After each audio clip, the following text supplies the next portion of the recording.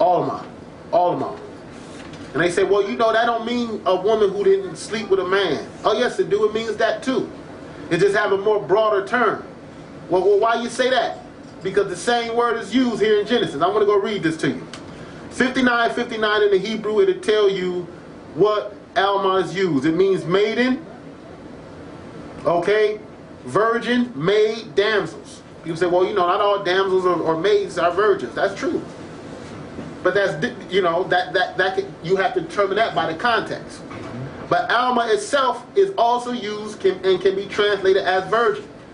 Now, we're going to look at Alma used again. Let's go to Genesis chapter 24. We're going to read Genesis chapter 24. A-L-M-A-H. Genesis 24.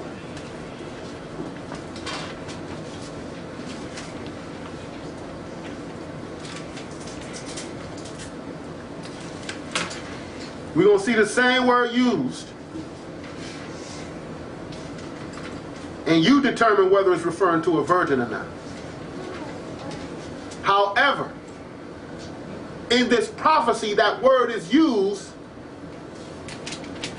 because it signified a broader term. It didn't just mean a woman who didn't know a man, nor did it just mean a woman who did know a man who was a damsel. This word is interchangeable. It can be applied to both. All right? 16. Is that what I want there? What I say? Genesis what? Genesis 24. And 43. Genesis 24. And let's see. I think that's the one I want. Genesis 24 and 43. This is when Eliezer, which was Abraham's servant, went out to find a wife for Isaac. Okay? And he said, if I go out here, how will I know which one is the one? And he said all these things that the woman had to do. So he will ask them to lodge with them, because this is the woman whom you have given my servant son. All right, so he asks a bunch of things. We bring his horse, if they fetch his mule or his donkey water. I said horse, I mean mule or donkey. I believe he came in a donkey. Now, maybe I can read up a little higher so we can get the idea from it. Let's start at verse 40. And he said unto me, the Lord before whom I walk will send his angel with thee, and prosper thy way, and thou shalt take a wife for my son of my kindred and of my father's house. Then shalt thou be clear from this oath, from my oath. Because he said he gonna do what Abraham asked of him. Go ahead. When thou comest to my kindred, and if they give thee not one, thou shalt be clear from mine oath.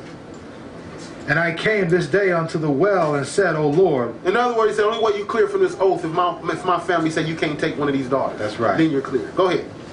And I came this day unto the well and said, O Lord God of my master Abraham, if thou do prosper my way which I go, behold, I stand by the well of water, and it shall come to pass that when the virgin cometh forth to draw water, and I say to her, give me, I pray thee, a little water of thy pitcher to drink. And she say to me, both drink thou, and I will also draw of my camels. Let the same be a woman whom the Lord hath appointed out for my master's son. Verse 45. And behold, I had done speaking in mine heart. Behold, and before I had done speaking in mine heart, behold, Rebekah came forth with her pitcher on her shoulder. Now, here, what was used when a virgin come out? But it was the same word, Alma. She was a damsel, she was a maid, and yet still a virgin. And this became Isaac's wife. So that word is interchangeable in Isaiah. All right? Now I want to go back to Isaiah, chapter 7. I want to pick it up at verse 17 now. In fact, for the record, verse 14. Start from 14. Therefore the Lord himself shall give you a sign. Behold, A virgin shall conceive and bear a son, and shall call his name Emmanuel. Butter and honey shall he eat, that he may know to refuse the evil and choose the good. For before the child shall know to refuse the evil and choose the good, the land that thou abhorrest shall be forsaken of both her kings. We read that, didn't we? Yes. Forsaken of both her kings. Go ahead and continue. The Lord shall bring upon thee and upon thy people and upon thy father's house the days that have not come from the day that Ephraim departed from Judah, even the king of Assyria. Now look what he's saying.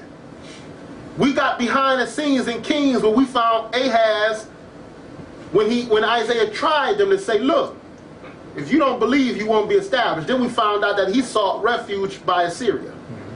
Now, Isaiah just finished prophesying that Israel, which was the 10 tribes headed by Pekah, and Rezin, which was the Syrians, they shall be taken. And the land that thou abhorrest shall be forsaken of both her kings, and Ephraim shall not be a people. Now look what Isaiah doing. Now he's telling you about the house of Judah now. He's telling Ahaz pertaining the house of David, that I shall bring upon thee and thy people and upon thy father's house, which is the house of David. Days that they didn't know. And who he going to bring it by? The king of Assyria. Let's finish reading this before we get into this, because we want to find out about this child too. Let's continue to read. And it shall come to pass in that day that the Lord shall hiss for the fly that is in the uttermost part of the rivers of Egypt, and for the bee that is in the land of Assyria. And he shall come and shall rest all of them in desolate valleys, and in holes of the rocks upon all the thorns and upon all bushels. So in other words, he going to bring trouble upon Judah. He said, I'm going to send a fly, which was really the armies of Assyria. If you look up dog fly, you'll find out what kind of fly Isaiah was making reference to. That was a horrible looking fly. They said he had fangs like boar bristles, a 1/4 inch long. A 1/4 inch, that's big for a fly. 2 at the top, 2 at the bottom. He was going to send the dog fly, he was going to send a bee, which was none other than the kings of Assyria and the Babylonians, to come over against the Israel, the house of David. But let's continue. What verse you stop at? Stopped at 19. 19? Mm-hmm. Now we want to go into chapter 8. And he was going to bring all this upon Judah. Now, Isaiah finished giving his prophecy to Ahaz. Remember, one of the symbols was before he know to choose the good and bad. Butter and honey shall he eat before he know to choose the good and the bad, or the good and the evil. This land shall be forsaken of both her kings. Let's go into Isaiah chapter 8 to see if we can find his son in. Because Emmanuel means what? God is with us. Why were they going to call the child Emmanuel? Well, because he was the sign that God was with you. It was this child, which was to be called Emmanuel, not literally that his name shall be named Emmanuel, but he shall be called Emmanuel simply because it was the birth of this child as a sign to show that God is with you. And when you seen that baby born, you would know God is with us. And you was to look and determine to see as that baby grow, this land being forsaken of both her kings. Boy, I tell you, the scriptures is something else. I tell you, we have to approach it and understand and humble ourselves how it want to teach us. You understand what I'm saying? Not how we think it ought to go. So let's continue to read this. Isaiah 8:1. Moreover, the Lord said unto me, take thee a great roll and write in it with a man's pen concerning MAHERSHALALHASHBAZ. I was going to attack that joint. Yeah, go ahead. Piece go ahead. by piece. Piece by piece. They say one of the longest names in the Bible. Take me a pen and a scroll. MAHERSHALALHASHBAZ. And I took unto me faithful witness. Who was he write? He said, take and write a scroll of this, take and write in it with a man's pen concerning MAHERSHALALHASHBAZ. What do you mean? Who is he? When did he come into the picture? Who is this MAHERSHALALHASHBAZ? He wasn't born yet. This was the prophecy given. Isaiah just finished telling Ahaz. After he finished telling Ahaz his prophecy, now concerning who? MAHERSHALALHASHBAZ, right? Now I'm going to tell you concerning him. Because I just finished telling you concerning the kings and how they're going to be whooped and going to come and whoop on Judah, Israel, and Syria. Now take the pen and I'm going to tell you this. What is it? MAHERSHALALHASHBAZ. MAHERSHALALHASHBAZ. There it is. What he said. Now, let's continue to read this. Verse 2. And I took unto me a faithful witness to record, Uriah the priest and Zechariah the son of Jabbekiah.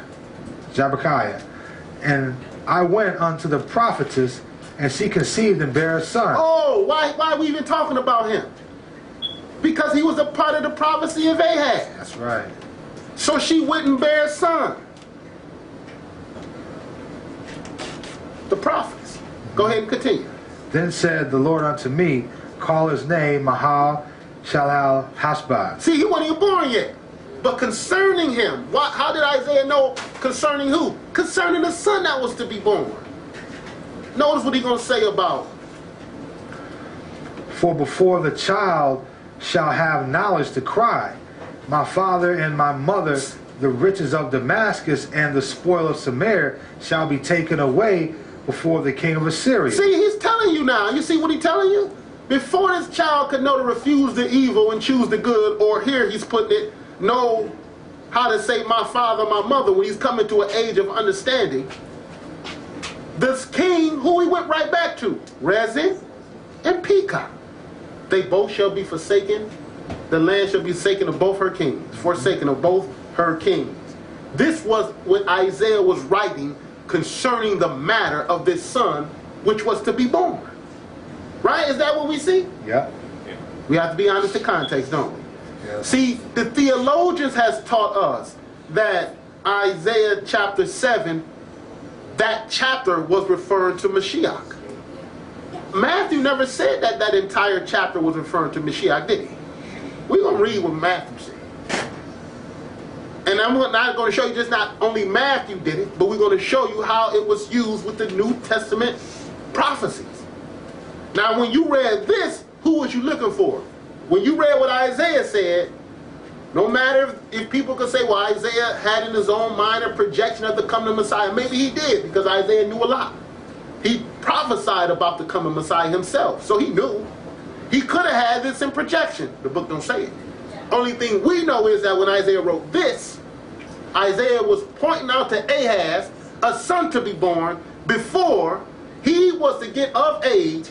Pekah and Rezin, them two smoking firebrands, had to be knocked off. We need to know this. Because if anybody ever come to you and you want to pull up Isaiah 7 and say this was talking about the Mashiach prophecy, you need to know the foundation of it. So you will even know the approach and how it was fulfilled and how to explain the whole thing. So the prophets brought forth that son, right? Mm-hmm. Verse 4. Again. For behold, the child shall have knowledge to cry. Excuse me. For before the child shall have knowledge to cry, my father and my mother, the riches of Damascus and the spoil of Samaria shall be taken away before the king of Assyria. Go ahead, brother. The Lord spake also unto me again, saying, forasmuch as this people refuses the waters of Shiloh, that go softly and rejoice in Rezin and Ramela's son. See, what was going on? Ahaz was sacrificing to the gods of the foreigners, because Pekah began to worship the gods of the nations. And you know, Ahaz went this far to say that, I'm not going to read it for time, but he went as far as to say that he wanted to sacrifice unto the gods of the heathen, because since he didn't sacrifice unto them, that's why Pekah and Rezin in there coming in there doing damage. So he wanted to make an offering. And then after he made his offering, he took the gold of the temple and sent it to Assyria. See, the man was gone. He didn't want to know truth. You know, the idea is really, look, we have to really get into this. We have to get into the message of the Bible, man, so we can understand.